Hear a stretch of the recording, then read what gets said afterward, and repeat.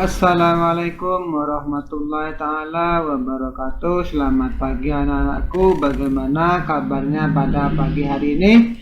Sehat semua kan? Baik, seperti biasa sebelum kita mulai pelajaran, marilah kita berdoa terlebih dahulu agar ilmu yang kita dapat bermanfaat buat kita semua di dunia wal akhirat. Dan juga marilah kita berdoakan apabila ada orang tua kita, kerabat kita, teman-teman kita, saudara kita, guru-guru kita yang sedang sakit, semoga diberikan kesembuhan dan juga semoga virus COVID pandemi 19 ini segera berakhir agar kita bisa bertatap muka dalam proses belajar mengajar seperti biasa. Berdoa dipersilakan.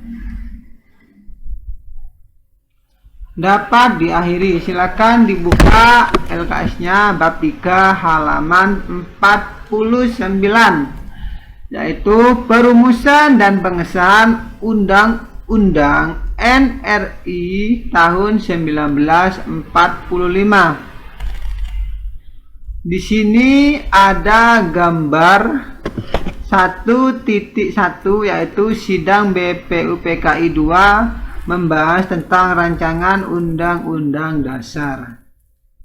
Kita lihat gambar di sini merupakan foto dari Presiden pertama kita, Insinyur Soekarno.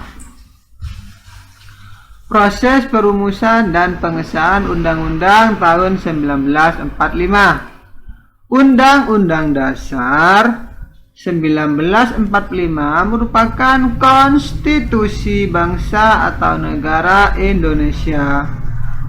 Sedangkan konstitusi sendiri adalah hukum dasar yang dijadikan pegangan dalam penyelenggaraan pemerintahan negara.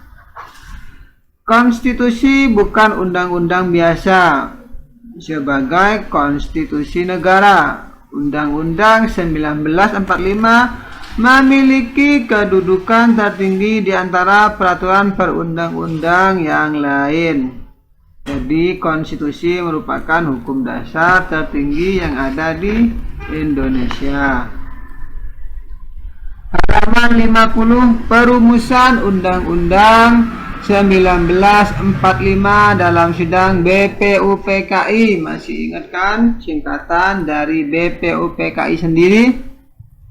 Awas loh, jangan lupa. Kita telah mengetahui bahwa BPUPKI mengadakan sidang resmi sebanyak 2 kali. Sidang pertama dilaksanakan pada tanggal 29 Mei sampai 1 Juni 1945. Sidang pertama tersebut membahas tentang rumusan dasar negara. Rumusan dasar negara tersebut termuat dalam Piagam Jakarta atau Jakarta Server. Dilihat lagi LKS-nya. Setelah berhasil merumuskan rancangan dasar negara, BPUPKI melaksanakan sidang kedua. Sidang kedua BPUPKI berlangsung tanggal 10 sampai 17 Juli 1945. Agenda utama sidang kedua ini adalah membahas rancangan Undang-Undang Dasar beserta pembukaannya. Berikut uraian singkatnya. Yang pertama, sidang tanggal 10 Juli.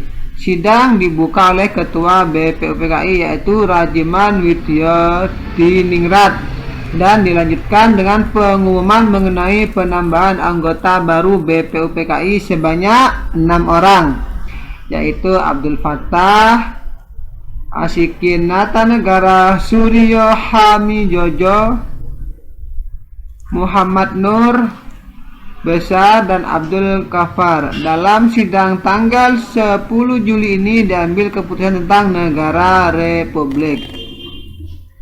Sidang tanggal 11 Juli telah mendengarkan pandangan 20 orang anggota, maka dibentuklah 3 panitia, yaitu panitia perancang undang-undang yang diketuai oleh Insinyur Soekarno, serta perancang perekonomian dan keuangan yang diketuai oleh Muhammad Hatta, serta panitia perancang pembela tanah air yang diketuai oleh Abi Kusno Cokrosujoso. Pada tanggal itu juga, panitia perancang Undang-Undang Dasar yang diketuai oleh Insinyur Soekarno mengadakan sidang sendiri. Salah satu keputusannya adalah membentukkan lagi sebuah panitia yang dinamakan Panitia Kecil Perancang Undang-Undang Dasar yang diketuai oleh Supomo. Panitia kecil ini khusus untuk merancang isi dari Undang-Undang Dasar dengan memperhatikan pendapat-pendapat yang telah diajukan di sidang maupun rapat panitia perancang Undang-Undang Dasar. Berikutnya sidang tanggal 13 Juli. Panitia kecil perancang Undang-Undang Dasar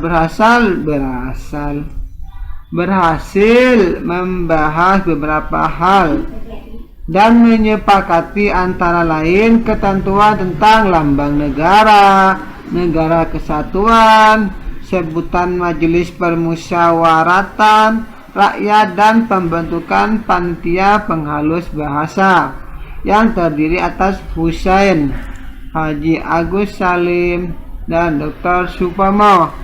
Tugas panitia ini adalah memperbaiki dan menyempurnakan redaksi rancangan Undang-Undang Dasar yang dirumuskan.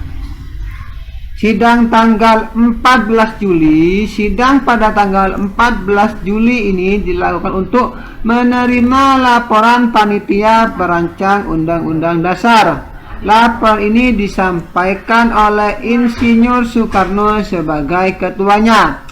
Adapun isi laporan tersebut meliputi 3 hal, yaitu pernyataan bahwa Indonesia merdeka, serta pembukaan Undang-Undang Dasar, yaitu yang diambil dari naskah Piagam Jakarta, yang di dalamnya terkandung dasar negara, yaitu Pancasila.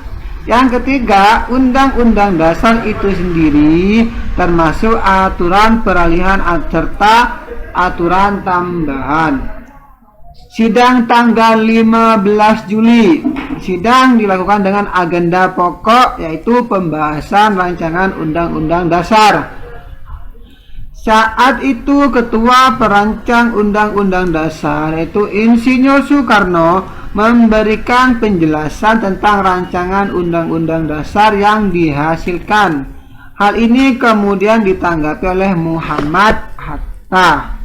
Selanjutnya, Dr. Supomo sebagai Ketua Panitia Kecil Perancang Undang-Undang Dasar diberikan kesempatan untuk memberikan penjelasan terhadap pokok-pokok pikiran yang terkandung dalam rancangan Undang-Undang Dasar dan penjelasan pasal demi pasal. Sidang tanggal 16 Juli. Ketua BPUPKI memastikan bahwa semua anggota setuju dengan laporan kerja Panitia Perancang Undang-Undang Dasar. Akhirnya secara bulat sidang menyetujui dan menerima rancangan Undang-Undang Dasar yang diajukan oleh Panitia Perancang Undang-Undang Dasar. Dengan demikian, telah dicapai kesepakatan bersama tentang rumusan rancangan Undang-Undang Dasar Republik Indonesia. Terakhir, sidang tanggal 17 Juli, naskah rancangan Undang-Undang Dasar diserahkan kepada pemerintah bala tentara Jepang. Selain itu juga diterima usul-usul dari Panitia Keuangan dan Panitia Pembela Tanah Air. Sesudah itu BPUPKI tidak mengadakan sidang lagi. Dengan demikian, pada tanggal 17 Juli, Badan Penyelidik Usaha Persiapan Kemerdekaan Indonesia atau BPUPKI telah menyelesaikan sidangnya dan menerima rancangan Undang-Undang Dasar. Pada titik inilah untuk pertama kalinya bangsa Indonesia memiliki rancangan Undang-Undang Dasar tertulis. Nah, itu merupakan perumusan atau proses perumusan dalam pengesahan Undang-Undang Dasar tahun 1945. Ingat, materi ini dirangkum, dicatat. Tolong video YouTube-nya ini dilihat. Saya capek-capek buat, terus kalian tidak melihatnya atau tidak mendengarkan materinya.